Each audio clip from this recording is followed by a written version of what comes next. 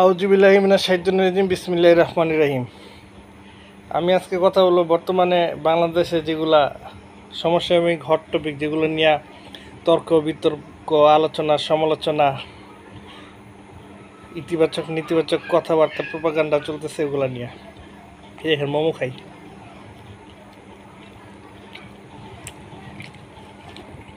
প্রথম কথা বলবো ইলিশ রপ্তানি নিয়ে।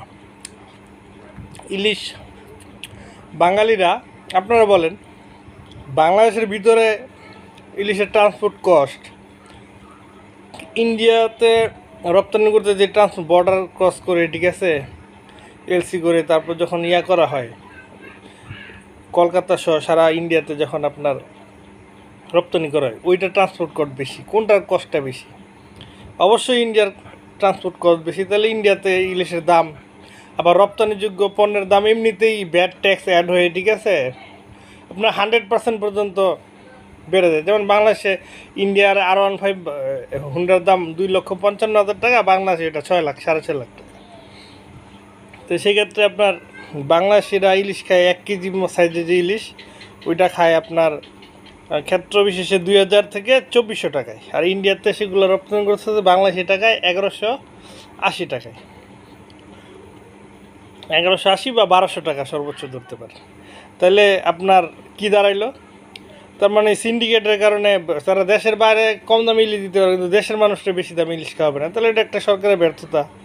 তাহলে বাংলাদেশেও অন্তত তার থেকে কম না হলেও 1,180 টাকা 1 কেজি সাইজের ইলিশ মানে দেওয়া উচিত। আসলে কি তা সম্ভব, বা এই গভর্নমেন্ট কি দিতে পারবে, বা তাদের কোনো ইচ্ছা আছে? আমার মনে হয় না। আমার মনে হয় এখন ইলিশ মাছকে বাদ দিয়ে তেলাপিয়া আর পাঙ্গাসকে জাতীয় মাছ করা, কারণ এগুলা আমাদের ক্রয় ক্ষমতার মধ্যে, আমরা এগুলোই খাই, এগুলোর সাথে পরিচিত ছোটোবেলা থেকে, ঠিক আছে। তো তেলাপিয়ার পাঙ্গাস মাছে জাতীয় মাছ দেওয়া হোক, জাতীয় মাছ ঘোষণা করা হোক। কারণ ইলিশ যেহেতু আমাদের ক্রয় ক্ষমতার বাইরে, তো ইলিশ মাছ আসলে নিয়ে তো ফ্যান্টাসি করে লাভ নাই। ইলিশ মাছ স্বর্ণের মতন হাতের নাগালের বাইরে চলে গেছে। যেমন স্বর্ণ আমাদের জাতীয় অর্নামেন্টস না বা জাতীয় গুডস না, এরকম ইলিশ মাছও আসলে জাতীয় মাছ বলা ঠিক না। এরপরে ডক্টর ইউনূস ইন্টারিম গভর্নমেন্টের প্রধান উপদেষ্টা চিফ অ্যাডভাইজার, উনি জাতিসংঘে গেছেন, জো বাইডেনের সাথে আপনার ছবি চিপকি করে ছবি তুলছেন। আমি বাইডেনের ব্যাপারটা বুঝি না। উনি বেটা মানুষের সাথে চুমাচুমি, কানের কাছে নিয়ে মুখ নিয়ে চুমাচুমি করে ছবি তোলে, কিন্তু আমি যত নারী নেত্রীদের সাথে ছবি দেখলাম, ইভেন তার বউর সাথে, ঠিক আছে, বউর সাথে যখন ছবি দেখি, ঠিক আছে, তখন দেখি সে অন্তত 1/2 ফুট 1 ফুট দূরত্ব মেনটেন করে জাস্ট কোনো মতন দাঁড়ায় ছবি তোলে। তো ছেলেদের সাথে কানের মধ্যে চুমা, ঘাড়ের মধ্যে চুমা, এমনি চিপকায় ছবি তোলে। উনি কি গে নাকি? মানুষ তো সবাই অনলাইনে, বাংলাদেশিরা বিশেষ করে জো বাইডেন জায়গায় বাইডেন নাম দিছে। এই ছবি পেয়ে বাঙালির, আচ্ছা যাই হোক, ওইটা সমস্যা না। এই ছবি পেয়েই খুশি যে বাইডেনের সাথে মহরম বাইডেনের সাথে মিটিং করে, আগের ফ্যাসিস্ট হাসিনা বা শেখ হাসিনা তার সাথে মিটিং অ্যারেঞ্জ করতে পারে না, পাত্তা দেয় নাই। আচ্ছা, এই ছবি তুলে লাভ কি? আর বাইডেনের সাথে মিটিং করছে, অথচ মোদি তো তারা পাত্তা দিল না। তো বাইডেন বড় না মোদি বড়? মোদি তো তার সাথে মিটিং করতে রাজি হয়নি। এর লাভ কি? আসলে আমাদের এই ছবি রাজনীতি বা ছবি দিয়া অনলাইন প্রশংসায় ওই ওনাকে কেউ থামান।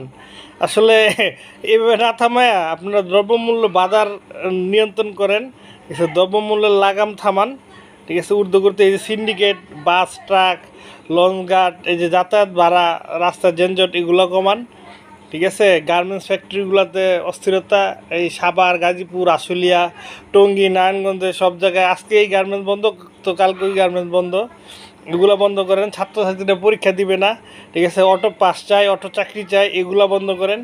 সুশাসন প্রতিষ্ঠা করেন, থানায় পুলিশগুলোর অ্যাক্টিভ করেন। তারা জাস্ট নামমায় মাত্র আছে। ওই দিন টিএনটিতে শিমুন স্কুলের, টিএনটি হাই স্কুলের 20 জন পোলাপান রাস্তায় নেমা গেছে, তারা হাজার হাজার গাড়ি বন্ধ করে দিছে, গেছে 3 কিলোমিটার বৃষ্টিতে ভিজে হাঁটছে। গিয়ে দেখি 20 জন পোলাপান ছেলেমেয়ের রাস্তায় নেমে সেলফি তুলে হাসাহাসি করে মজা মাস্তি করতেছে। ওদের স্কুল থেকে 2টা ভ্যান চুরি হয়েছে, ওরা রাস্তায় নেমা আন্দোলন করতেছে। পুলিশের রিকোয়েস্ট করলাম, পুলিশ বলে ভাই দেশ ওদের কাছে যাবো না, জানে মাছ। আমি কই ভাই আপনার এই যে গাড়িতে ওরা কোনো একদিকে যাইতেছিল, গাড়ির মধ্যে প্রায় 30 জন পুলিশ, পোলাপান হচ্ছে কি 8-9 পোলাপান 10 জন, তারপর পুলিশ যাবে না। আসলে যাবে বা কীভাবে? তাদেরকে উল্টা লটকায় সাধারণ এই ওভারব্রিজের উপরে, ফুট ওভারব্রিজের উপরে লটকায় রাখছে। আর সবারই তো জানের মায় আছে, পুলিশ তো আর সবাইরে মেরে ফেলতে পারবে না নির্বিচারে, কারণ তারা সরকারি ফোর্স। তো এই ছাত্রছাত্রীরা তো মানে সব কিছু নিজের হাতে তুলে নিছে, কারণ মব জাস্টিসের যুগ চলেছে, কোনো আইনের শাসন নাই, বিচার নাই, কোনো গ্রেফতার নাই, যার যেটা ইচ্ছা চুরি ডাকাতি ছিনতাই রাহাজানি লুটপাট, স্ট্যান্ড দখল, খেয়াঘাট দখল, লঞ্চঘাট দখল, বাস স্ট্যান্ড দখল, বাসে চাঁদাবাদি, পরিবহন সেক্টরে চাঁদাবাদি, ফ্যাক্টরিতে গিয়ে চিঠি দিয়ে চাঁদাবাদি। কোথাও কি বন্ধ হয়েছে? চোখের সামনে হইতেছে, যদি কেউ জিজ্ঞেস করেন প্রমাণ দিতে পারবো, 100 থেকে 100টা দিতে পারবো না, কিন্তু 2-1টা ঘটনা তুলে ধরতে পারবো যে দেখেন এখানে হচ্ছে। এরপরে আরেকটা হট টপিক হচ্ছে আমাদের সাকিব আল হাসান, বিশ্বসেরা অলরাউন্ডার, শুধু বাংলাদেশের না, বিশ্ব ক্রিকেটের মধ্যে যদি টপ 5 ক্রিকেটার থাকে যাদের নাম যুগের পর যুগ শত সহস্র বছর ধরে থাকবে, সাকিব আল হাসান আমি নিশ্চয়ই। সে আওয়ামী লীগে জয়েন করছে কয়দিন, এটা নিয়ে আপনারা করতেছেন। সে তো কোনো রাজনৈতিক মিছিল মিটিংয়ে কোনো হামলা মামলার মধ্যে যায় নাই, নেতৃত্ব দেয় নাই, আন্দোলনের সময় বাইরে ক্রিকেট খেলছে, সে নির্বাচন করছে, এমপি হয়েছে, সে 6-7 মাসে তেমন কোনো সুযোগ সুবিধাও নেয় নাই, ঠিক আছে। বরঞ্চ আমি দেখি তার লস হয়েছে, সে 10টা গাড়ি আমদানি করতে দিচ্ছে, এইখানে সবগুলা সরকার বাজেয়াপ্ত করে নিলাম উঠে বেঁচে দিচ্ছে, এইখানে তার লস, শেয়ার বাজারে তার লস, বাংলাদেশে যে ইনভেস্টমেন্টগুলো সেগুলো লস, তার বাড়িঘর, তার ব্যবসা প্রতিষ্ঠান ভাঙচুর হয়েছে, হিউজ লস। তার যেই এখন তো দেশে আসতে পারবে না, দেশের যেসব মানে অন্তত 1000 প্রতিষ্ঠানের সাথে তার চুক্তি ছিল ব্র্যান্ড অ্যাম্বাসেডর হিসেবে, কমার্শিয়াল অ্যাম্বাসেডর হিসেবে যেই কন্ট্রাক্টগুলো ছিল সবগুলো এন্ডোর্সমেন্ট তার বন্ধ হয়েছে। সে তো লসের, মানে তার চাইতে বেশি ক্ষতিগ্রস্ত আমার মনে হয় মানে শেখ হাসিনাও হয় নাই আওয়ামী লীগ করে বা এমপি হয়ে। তাহলে তার সাথে এখন এই যে মব জাস্টিস করা হচ্ছে, দেশে ফিরলেই তারা গ্রেপ্তার করবে, এইসব টেনশন নিয়ে আজেইরা আছে, শেয়ার বাজার মামলা, অমুক জায়গায় জরিমানা, ফেসবুকে পোলাপান ট্রল করতেছে, ঠিক আছে, আন্দাজেই মানে 14 গোষ্ঠী উদ্ধার করতেছে। তো সাকিব আল হাসান এই জন্যই বলছে যে না, বাংলাদেশের জন্য আসলে করে লাভ নাই, ওর যা পাওয়ার পেয়ে গেছে, বা আরও পাওয়ার ছিল, হয়তো আরও 2 বছর ক্রিকেট খেলতে পারতো, রিটায়ারমেন্টে গেছে। আমার মনে হয়েছে যে ঠিক আছে, এত বিতর্ক, এত কথা, এত ইয়ের মধ্যে দিয়ে, এত আমলা মামলা, মবের মুলুকের এইসব রাজনীতি, যে দেশের অ্যাসেটে যারা মূল্যায়ন করতে পারে না, আমার মনে হয় যে সাকিব আল হাসান রিটায়ারমেন্টে গিয়ে ঠিক করছে। বাট লিখে দিলাম, সাকিব আল হাসান সেকেন্ড আর বাংলাদেশে জন্ম নেবে না, একজনই ছিল, এই 1000 বছরে আর হবে না, কারণ এরকম টেম্পারমেন্ট, এরকম ক্রিকেটীয় মেধা, স্কিল, আর এরকম মানে বুদ্ধি, এরকম সাহস, ঠিক আছে, এরকম সততা খেলা নিয়ে আর কারোর মধ্যে আমার কোনো প্লেয়ার বাংলাদেশের মধ্যে অসম্ভব হবেই না, কোনো বাঙালির মধ্যেও নেই। ও আরেকটা, আজকে সারাদিন দেখলাম ডিমের দাম, ডিম 1 পিস নাকি 20 টাকা, আমি জানি না সত্য মিথ্যা, অনেক দিন হচ্ছে ডিম কিনি না। ডিমের দাম কমাবে নাকি কোন উপদেষ্টা বলছিল, সাধারণ নিত্য প্রয়োজনীয় দ্রব্যের না হাতের নাগালে, তো ডিমের দাম বাড়তেছে কেন এখন? ডিমের কি সমস্যা? ডিম বাড়তেছে কেন? ডিমের দাম কমান। আর কাল 28 তারিখ আমাদের জননেত্রী শেখ হাসিনার জন্মদিন, 78তম জন্মদিন। সারা বাংলাদেশের যারা বঙ্গবন্ধু সৈনিক, আওয়ামী লীগের অন্তর্প্রাণ কর্মী, তাদেরকে আহ্বান জানাবো, আপনারা আপনার জায়গা থেকে দোয়া দুরূদ পড়বেন নেত্রীর জন্য। যদি সম্ভব হয় মসজিদে, মাদ্রাসায় বা নিজের বাড়িতে বা ব্যবসা প্রতিষ্ঠানে বা অফিসে মিলাদ মাহফিলের আয়োজন করবেন, দোয়া করবেন, আল্লাহ তাআলা তাদেরকে নেক হাত দারাজ করেন, এবং দেশের যেই সংকটময় পরিস্থিতি, এটা যাতে উনি মোকাবেলা করতে পারেন। আইন এবং শাসনের মুখোমুখি হয়ে উনি আইনি মামলা লড়ে, যেহেতু দেশে এখন প্রেক্ষাপট তৈরি হয়েছে, ওইটা লড়ে উনি বিজয়ী হইতে পারেন। আর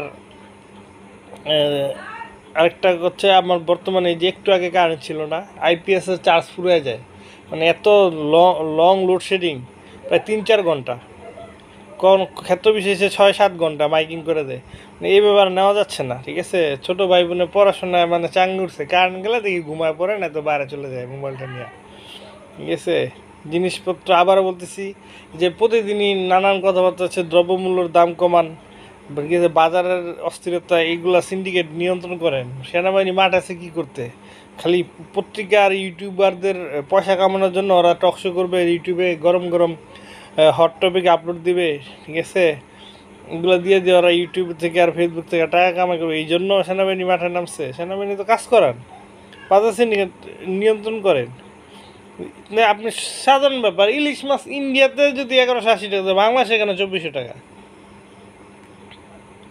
গরুর বর্ডার খুলে দেন, গরুর মাংস 800 টাকা কিনে খাইতে চাই না আমরা। ইন্ডিয়া বর্ডার খুললে আমার বিশ্বাস গরুর মাংসের দাম আবার 500 450 টাকা নাহলে 500 টাকার মধ্যে আসবে। এটা করতেছেন না কেন? দেশের স্বার্থে এইটুকু করেন, সবাই আপনাদের জন্য দোয়া করবে। এসে ও আরেকটা ব্যাপার, এই যে বন্যা পরিস্থিতি, বন্যার ত্রাণের টাকা মারা, আচ্ছা তার টাকা নাই মানে অ্যাকাউন্টে রেখে দিচ্ছে, ওইটা বাচ্চা পয়দা করবে। কিন্তু তোমরা এই যে বন্যার্থদের পুনর্বাসন, এই যে নোয়াখালী, ফেনী, লক্ষ্মীপুর, চাঁদপুরে, এমন কুমিল্লা, ব্রাহ্মণবাড়িয়ার কিছু অংশ এত খারাপ অবস্থা, চট্টগ্রাম, মিরেসরাই, এইসব জায়গায় তোমরা ত্রাণ তুললা, তোমরা হিরু সাজলা মানুষ, ঠিক আছে, ব্যাংক ভেঙে হজের টাকা, ঠিক আছে, কেউ সাইকেল কেনার টাকা, কেউ সেমিস্টারের টাকা ওইখানে দিল।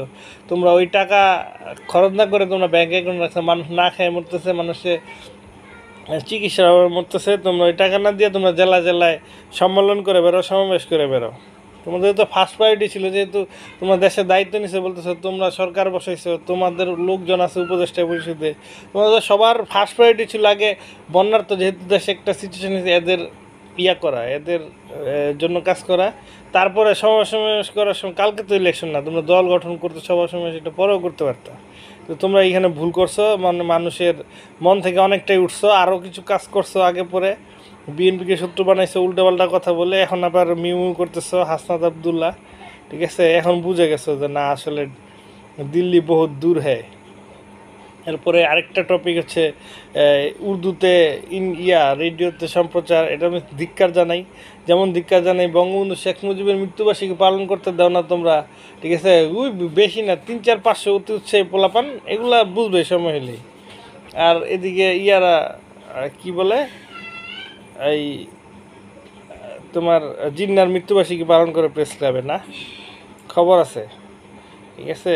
আর শেষে বলবো শিবির ঢাকা ইউনিভার্সিটির ছাত্রলীগের ভিতরে ওরা মানে ঘাপটি মেরে বসেছিল, ঠিক আছে, কিন্তু ওরা নাকি দোষী নেই, এটা কিন্তু রাজনৈতিক কৌশল। কিন্তু ওরা তো আপনার ছাত্রলীগ করে ছাত্রলীগের পদ পদবি নিছে, এবং ছাত্রলীগের কাছ থেকে এই যে হোস্টেলে সিট থাকা, ঠিক আছে, হামলা মামলা থেকে দূরে থাকা, মানে যত ধরনের প্রিভিলেজ আছে সব প্রিভিলেজ নিছে, ঠিক আছে, প্রিভিলেজ নিছে, সহায়তা নিছে, বা সুযোগ সুবিধা নিছে, যেহেতু ছাত্রলীগের পোস্টের নেতাকর্মী তারা, ঠিক আছে, এবং তাদের সাথে তাদের অনুসারীরা অনেকে ছিল তাদের পিছনে, ঠিক আছে। হলে সিট নাও, এটাও তো একটা প্রিভিলেজ বা সুযোগ সুবিধা নাও, যেহেতু বলতেছে ছাত্রলীগ হল বাণিজ্য করে, হলে ছাত্রলীগ নেতা ছাড়া কেউ থাকতে পারে না, তাহলে এই যেসব প্রিভিলেজগুলো নিচ্ছে এগুলো তো নিশ্চয় অন্যায়।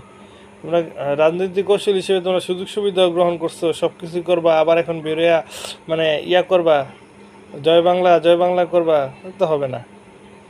যাই হোক, কথা এইগুলোই চলতেছে, আরও নতুন কিছু টপিক আসলে আবার আসবো ইনশাল্লাহ। ধন্যবাদ।